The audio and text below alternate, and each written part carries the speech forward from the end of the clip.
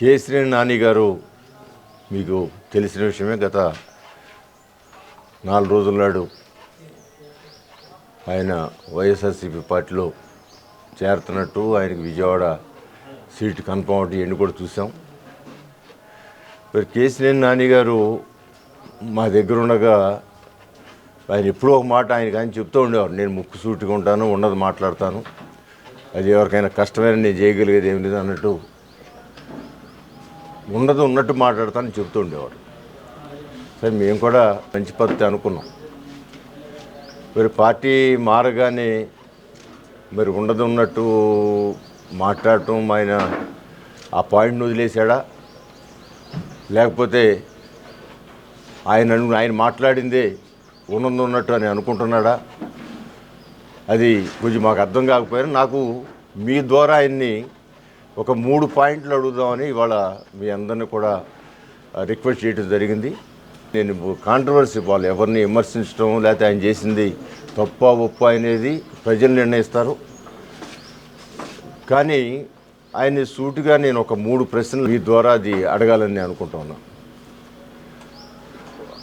ఆయన ఈ మధ్యకాలంలో తూర్పు నియోజకవర్గ ఇన్ఛార్జితో కలిసి ఒక 2 సమావేశాల్లో ఆ 2 చోట్ల కూడా నా గురించి ఎక్కువ ప్రస్తావించారు. గతంలో ఎప్పుడు ఆయనతో నాకు కాంట్రవర్సీ లేదు ఏ విషయంలోనూ కూడా.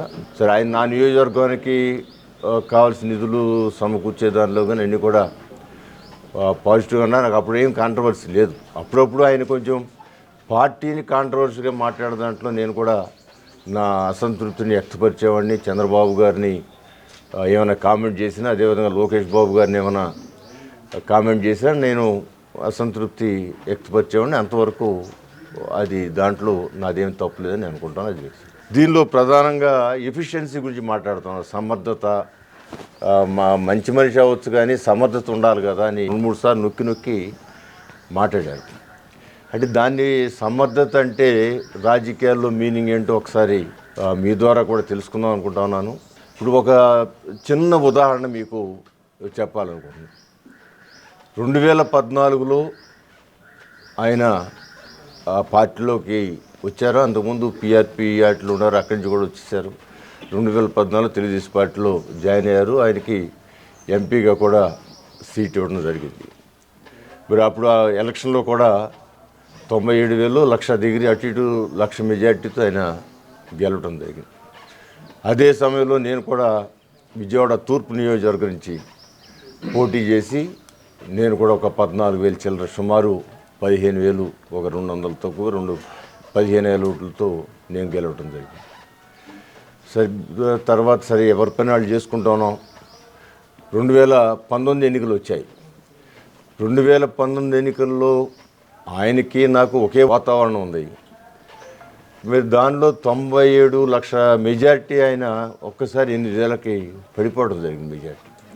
ఆయన ఎప్పుడు ఏమంటారంటే, నాకు పార్టీతో సంబంధం లేకుండా నాకు జనబలం ఉంది, మన గనక నేను పార్టీ మారితే 60% తెలుగుదేశం ఖాళీ అయిపోద్దని చెప్పారు. నాకు 35 సంవత్సరాల అనుభవం ఉంది. ఈ పార్టీలో, తెలుగుదేశం పార్టీలో చాలామంది నాయకులు మా కళ్ళ ముందు మారారు. బట్ ఎక్కడ కూడా క్యాడర్లో చేంజ్ అయితే చాలా తక్కువ చేంజ్.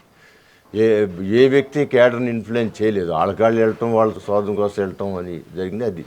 అది వేరే సబ్జెక్ట్. అయితే నేను 60% ఖాళీ వద్దని కాన్ఫిడెంట్గా చెప్పిన వ్యక్తిని జరిగిపోయిన కాలంలో జరిగిన విషయాల గురించి ఏం సమాధానం చెప్తారో మీ ద్వారా అడగాలని అనుకుంది. ఏంటంటే, ఆయన 1,00,000 ఓట్లు మెజార్టీ సాధించిన వ్యక్తి 2019 ఎన్నికల్లో కేవలం 8,000 ఓట్లు మాత్రమే గెలిచారు.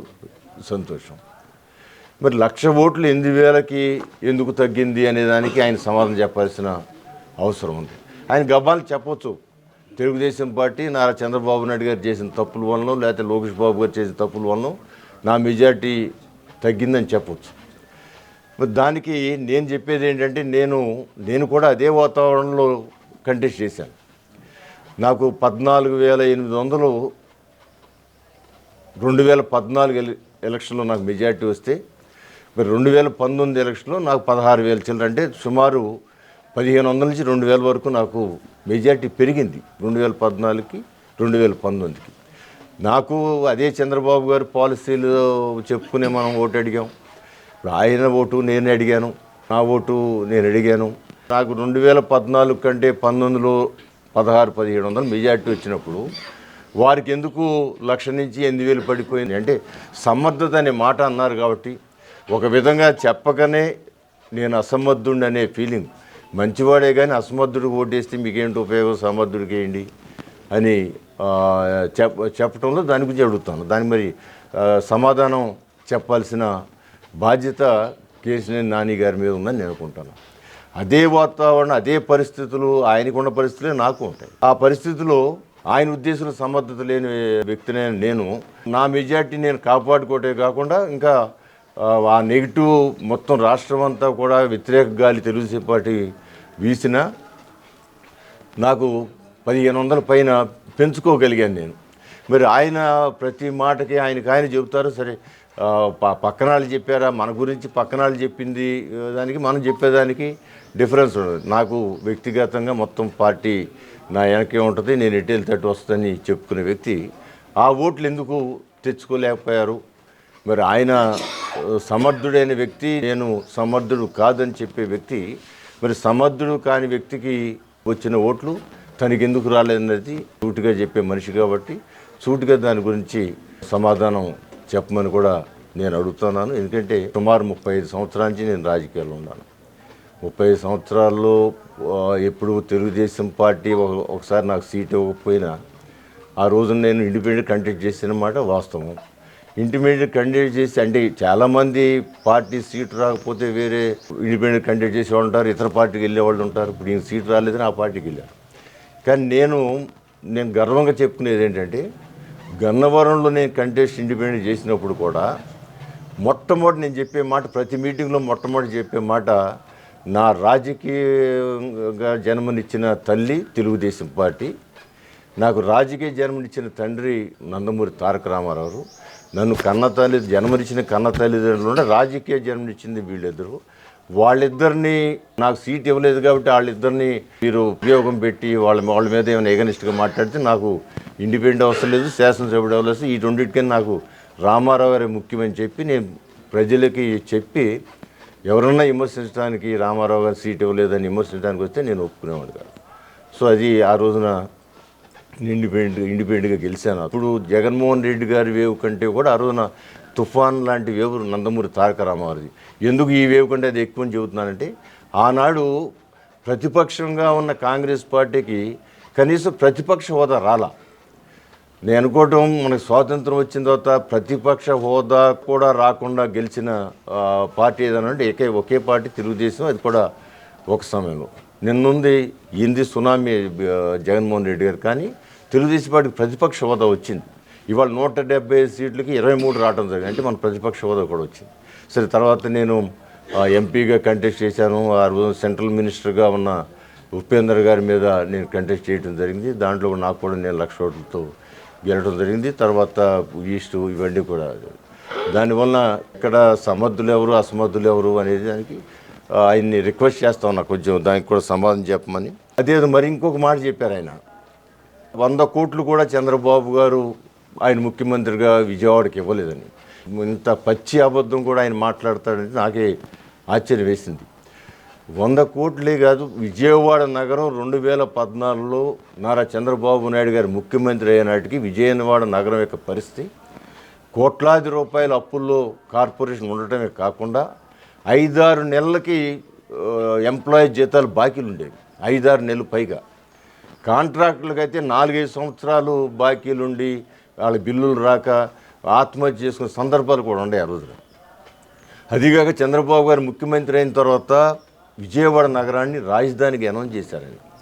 రాజధానిగా అనౌన్స్ చేయటం వలన కానివ్వండి, లేకపోతే కార్పొరేషన్ పడుతున్న ఇబ్బందులు మేము ఆయన దృష్టికి తీసుకెళ్ళిన దానిలో, అధికారులు ఆయన దృష్టికి తీసుకెళ్ళిన దానిలో కానీ ఆయన ప్రతి సంవత్సరం కనీసంగా 300 కోట్లకు పైగా ప్రతి సంవత్సరం బడ్జెట్లో పెట్టాడు. ఆయన ఏమి ఓవరాల్గా ఇచ్చింది కాదు. బడ్జెట్లో 365 కోట్లు పెట్టిన సందర్భాలు ఉండే, 425 కోట్లు పెట్టిన సందర్భాలు ఉండే, 250 కోట్లు పెట్టిన సందర్భం ఉండే. 5 బడ్జెట్లో కూడా అమౌంట్ యావరేజ్న 300 కోట్లు పెట్టడం జరిగింది ఆయన. అవన్నీ కూడా వర్కులు కూడా పూర్తయి మీకు కావాలంటే కృష్ణలంక రోడ్డు స్పెషల్ ఫండ్స్ అది ఆయన ఇచ్చిన 300 కోట్లు. అలాంటివి అనేకమైన రోడ్, టవర్ లైన్ రోడ్డు కానివ్వండి, అనేకమైన రోడ్లు పూర్తవటం, కాంట్రాక్ట్లు కూడా పేమెంట్ అవ్వటం కూడా జరిగింది. ఇప్పుడు ఆయన ఎవరినైతే పొగుడుతూ ఉన్నాడో, ఏ పార్టీలోకి వెళ్ళి మాట్లాడుతున్న దాంట్లో జగన్మోహన్ రెడ్డి గారు కూడా 5 బడ్జెట్లు అయిపోయింది. 5 బడ్జెట్లో మొట్టమొదటి బడ్జెట్లో 150 కోట్లు బడ్జెట్లు పెట్టి ఇచ్చాడు ఆయన. అది ఈ రోజు వరకు కూడా ఖాళీ పేపరే ఉందో తప్ప 150 కోట్లు ఎక్కడిచ్చారు, అవి ఎక్కడి నుంచి తీసుకోవాలో తెలియని పరిస్థితి. దాంట్లో 2-3 కాంట్రాక్టులు వర్కులు చేసి వాళ్ళ డబ్బులు రాక అల్లు లక్ష్మణ్ అంటే మరి వాళ్ళ బాధ చూడలేక కమిషనర్ గారు జనరల్ ఫండ్ నుంచి ఇవ్వడం. అంటే ఆయన ఇచ్చిన 150 కోట్లు ఎక్కడా కూడా రిలీజ్ చేయలే ఈరోజు. అది ఒకేసారి బడ్జెట్లో పెట్టాడు. తర్వాత ఉన్న 3-4 బడ్జెట్లు ఒక్క పైసా కూడా కేటాయించాలి. అంటే ఆయన్ని జగన్మోహన్ రెడ్డి గారికి వర్తించవలసిన పాయింట్ని ఈయన చంద్రబాబు గారికి వర్తింపజేసి, అంటే ప్రజల్ని తప్పుదారి పట్టించడానికి చేసిన ప్రయత్నం కూడా ఆయన సూటిగా మాట్లాడే విధానం, ఉన్నదన్నట్టు మాట్లాడే విధానం. ఆయన ఎప్పుడు చెప్పుకుంటారు, ప్రతిసారి నేను సూటిగా ఉంటాను, ఉన్నదన్నట్టు నేను కాపలా కాస్తాను, నేను అది ఇది అని చెబుతూ ఉంటారు ఆయన. మరి దానికి కూడా సమాధానం చెప్పాల్సిన బాధ్యత ఆయన మీద ఉంది. ఇవన్నీ కూడా రికార్డ్, నా నోటికి వచ్చిన ఫిగర్ నేను చెప్పడం, ఆయన నోటికి వచ్చిన ఫిగర్ ఎంత రికార్డు ఉంటుంది. అధికారులు వాళ్ళు బడ్జెట్ అంటే రికార్డు ఉంటుంది, అది డబ్బులు వచ్చినాయా లేదనేది రికార్డు ఉంటుంది. ఆయన ఇచ్చిన అన్ని కోట్లు, 1200 కోట్లు లేదా ఆ కోట్లన్నీ కూడా ఖర్చు పెట్టింది, బిల్లులు పే చేసింది, ఏమేమి వర్కులు అన్నీ కూడా రికార్డు ఉంటుంది. మరి మీరు కావాలని అబద్ధాలు ఆడితే దానికి ఏమీ చెప్పలేము. కానీ ఒకవేళ మీరు తెలియక ఎవరన్నా చెప్పింది మీరు గబాలని అన్నారేమో, ఒకసారి వెరిఫై చేసుకోమని కూడా నేను చెబుతాను. అంతేకాదు, విజయవాడ నగరానికి ఈ రోజున ఏదన్నా 4-5 పనులు చేయగలుగుతున్నారు అంటే అది చంద్రబాబు గారి పుణ్యం. ఈ పాయింట్ మీరందరూ కూడా బాధ్యత కలిగిన వ్యక్తులు, మీరందరూ కూడా అప్పుడు 2014-19 కూడా ఉన్నవాళ్ళు. 010 అని ఒక జీవో కోసం ఆ రోజున మేమందరం కూడా ఎప్పుడు చంద్రబాబు గారిని రిక్వెస్ట్ చేసేవాళ్ళం.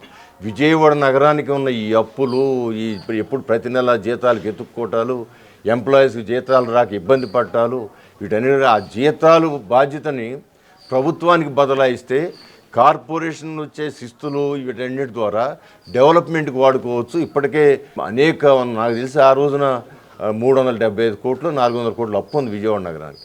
వాళ్ళకి వచ్చిన శిస్తులన్నీ కూడా అప్పుకే సరిపోతున్నాయి ఇది వడ్డీ కట్టడానికి.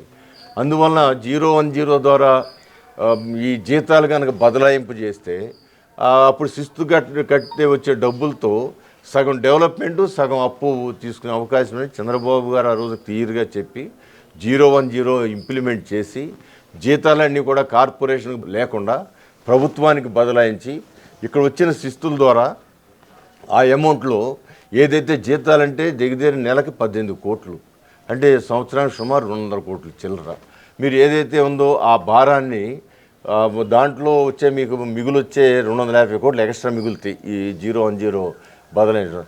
దాంట్లో అప్పుడు 100 కోట్లు బాకీలు తీసుకోండి, మిగతా 150 కోట్లతో డెవలప్మెంట్ చేసుకోండి అని చెప్పి ఆ చేయబట్టి ఇవాళ అక్కడక్కడ ఒక చిన్న రోడ్లన్నా కార్పొరేషన్ వేయగలుగుతుందంటే అది నారా చంద్రబాబు నాయుడు గారి పుణ్యమే తప్ప ఆయన 010 లేకపోతే, ఆ రోజు చేయకపోతే ఇవాళ ఎంప్లాయీస్ అందరూ ముష్టెత్తుకోవాల్సిన పరిస్థితి. ఈ జీతాలు ఇచ్చే పరిస్థితి లేదు ఇక్కడ. ఇక డెవలప్మెంట్ అంటారా, ఇక ఏమీ అసలు డెవలప్మెంట్ గురించి ఆలోచనే ఎవరికి వచ్చేది కాదు. సో అది ఆ పాయింట్ 100 కోట్లు అని చెప్పి చాలా తేలిగ్గా ప్రజల్ని పెట్టడానికి చేసే ప్రయత్నాన్ని కూడా నేను తీవ్రంగా వ్యతిరేకిస్తా ఉన్నాను.